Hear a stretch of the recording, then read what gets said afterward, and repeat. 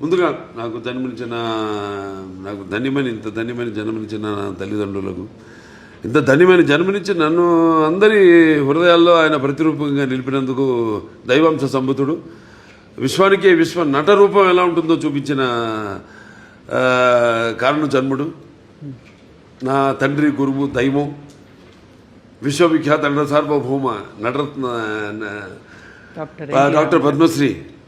నందమూరి తారక రామారావు గారికి నివాళులు అర్పించుకుంటూ, అంటే ఆయన వారసుడుగా అటు సినిమాల్లో ఆయన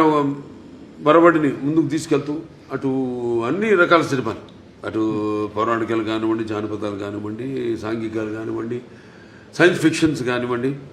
ఇటువంటివన్నీ కూడా ముందుకు తీసుకెళ్తున్నందుకు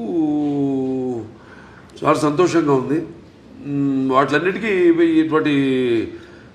ప్రశంసలు కురిపిస్తున్నందుకు అటు ముందుగా దానికి మూల కారకులైన ప్రేక్షక దేవుళ్ళకి అందరికీ మేము చేసిన ప్రతి ప్రయత్నాన్ని ఆదరించి అభిమానించి ఇటువంటి ఘన విజయాలు అందించినందుకు ప్రేక్షక దేవుళ్ళందరికీ నా హృదయపూర్వక కృతజ్ఞతాభివందనాలు, కళాభివందనాలు తెలియజేసుకుంటున్నాను. ఎందుకంటే మన తెలుగు వారి ఒక ప్రత్యేకత, నాన్నగారి దగ్గర నుంచి కూడా ఆయనతోనే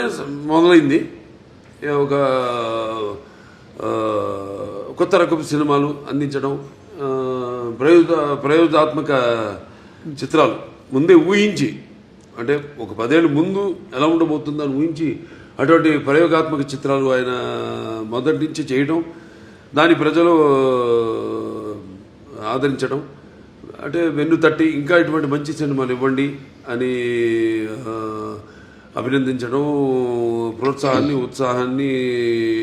ఇవ్వడం. సో ఆ వరవడిలోనే ఈ యొక్క ఆయన ఈ పరంపరను ముందు తీసుకెళ్తున్నందుకు సో అటువంటివన్నీ ఓకే, చాలా సంతోషం.